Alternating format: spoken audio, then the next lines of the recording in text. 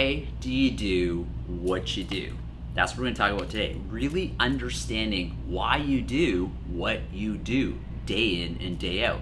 Specifically, today we're going to talk about, as an entrepreneur, what is your why? And why do you actually get out there, do your work every day, meet with people, share your passion with them? Because if your why is not compelling enough, the research is actually showing you're going to burn out, you're going to get frustrated, you're not going to enjoy it, it's going to turn down the volume on your happiness and fulfillment meter, and likely throw in the white towel. As most people know, 90% of entrepreneurs actually fail in their business. 90%. That's really, really high. So how do you dive into that 10%? One of the things you can do is really understand your why and your reason for doing what you do.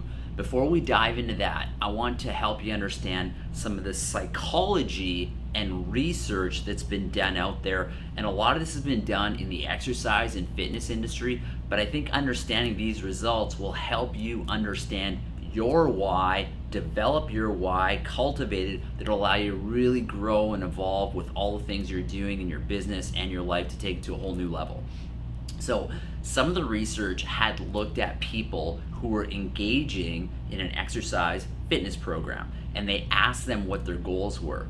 And what they realized was that when they focused on goals that were abstract versus concrete, they yielded very different behavior. So let's think about this. The average person will say, well, why are you exercising? Why are you joining that fitness class? And it's like, well, I want to lose weight, or I want to feel better, or I want to be healthier, okay? Great reasons, but those reasons are very, very abstract. They're not like concrete reasons. On the flip side, they had concrete people. I am exercising because I am going to run a 10-kilometer race in 3 months, or I would like to lose 15 pounds. Very concrete. I want to have energy on my vacation where I'm going to be walking and hiking every single day this summer. Do you see the difference? Abstract versus concrete. Very important. So it's, in the end, what are they both doing? They're both exercising, they're both wanting to engage in a behavior. Now, check this out. This is where things get really, really fascinating. The people who had concrete whys in terms of why they were exercising, why they were doing fitness, they actually engage in that behavior 75% more versus the people who had abstract reasons. So like only 25% of them engage, and most of them, 75%, actually petered out. So if you think about entrepreneurs, 90% are successful, 10% are not, 90% are unsuccessful, 10% are successful. Very similar in terms of your why and having abstract and concrete whys. So do you want to be on the 75%, meaning I'm going to follow through with my action steps, I'm going to follow through with what I'm trying to create in the world? Or are you going to fall on the side of being more, abstract and being general? So let's bring it back to you as an entrepreneur. Why do you want to do what you do? What's your why? If I ask some of you, these are the response that I get. Literally, over the past decade and a half, I've coached, mentored, facilitated so many entrepreneurs. And the majority of them come back to me. I ask, why do you do your business? Why are you engaged in this process? And my area of expertise is really understanding the brain and nervous system and the psychology of success and how we can harness that. So I'd ask them, most of them say, well, I want to make more money. I want to, move forward in my life and help more people, okay? Or I want to, sell more products to people. That's your goal. That's your why. And here's the other thing I'll say is like, they're very, very abstract. There's nothing concrete. Now, how do we change that into concrete thing? Concrete. This summer, I would like to pay for a vacation for my family that will cost $15,000. Next year, I would like to buy a new car that costs $75,000. Do you see the difference, my friend? Very specific, very concrete whys. And here's the other thing I'll share too. When you have a concrete why, it'll increase your engagement on what we talked about from another video in the past of the processes that'll lead you to be successful to create the outcome. Now, the other thing I want to share with you too is this concept of why you do what you do not being about yourself. Because here's the deal. If you make it about you, my friend, you just keep getting more of yourself. When you make it about the other people and places and things, it becomes far more purposeful, far more powerful. Because the reality is, as an entrepreneur, you're not gonna wake up every single day feeling 100% on purpose, fired up, ready to take over the world. Some days you are, and those days, go with the flow, ride that wave. Other days, you're just not gonna feel that. And when you're not feeling that, that's when your why keeps you moving forward.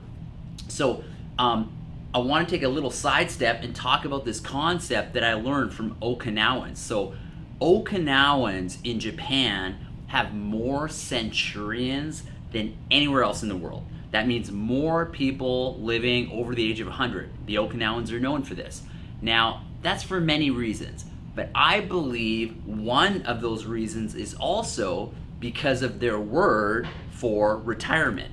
So what's their word for retirement? Because we have this thing, at least in North America and other parts of the world, where we talk about retirement, it's like that Freedom 65, oh, when I retire. I'm like, no, start living your blissed, amazing life right now. Don't wait for retirement. Okinawans have no word for retirement. No word for retirement. Isn't that fascinating? They live the longest, they're happier and more fulfilled, and they have no word for retirement. That simply means they're right here, right now, in this moment. The word that they have, my friend, is called Ikigai. It's I-K-I-G-A-I. Ikigai. Ikigai replaces retirement for Okinawans. And what it actually means is the reason you get up in the morning. Why do you get up in the morning? What is your reason for being? For me, I'll tell you right now, my reason for being is to help people maximize their full potential. My reason for being is my two little girls, to leave this world a better place than I entered it. So, is it hard for me to get in front of this camera and share with you? Most of the time not. Sometimes yes. But when I connect with my why, it's really simple. I know this is adding value to your life, and it adds value to your life and helps people maximize their potential with your business. It's adding value to my life. So what is your Ikigai? Why do you get up in the morning? I want you to really think about that. I want you to think about yourself. I want you to think about your family. I want you to think about this world. I want you to think about how you can make this world a better place and what impact that you can have with the resources, the time, the money. Get very clear. Stop writing abstract whys like I want to make more money, and start writing very specific, very concrete whys. Because what you're going to do is you're going to transition. There's three sort of phases that people go through in their lives, and those phases are: they have a job initially, and their job is you punch in, you punch out, you get a paycheck, that's it. Your job doesn't provide you anything else. I hope you're not living in that consciousness. The next level is what's called a career. In a career, what's going to happen is you're going to develop skill sets. You're going to have growth. You're going to develop a certain level of mastery. You may be in this phase as an entrepreneur, and you're going to move from having a job, having a career, to actually having a calling. And your calling has to be so big, so much bigger in yourself. And if you don't know what your calling is, start to give it some thought. Because when you have a calling to really make that difference in the world, that you can, and it's not about you, but it's the legacy and impact that you can leave in the hearts and minds of people that have crossed your path, that's where the juice is.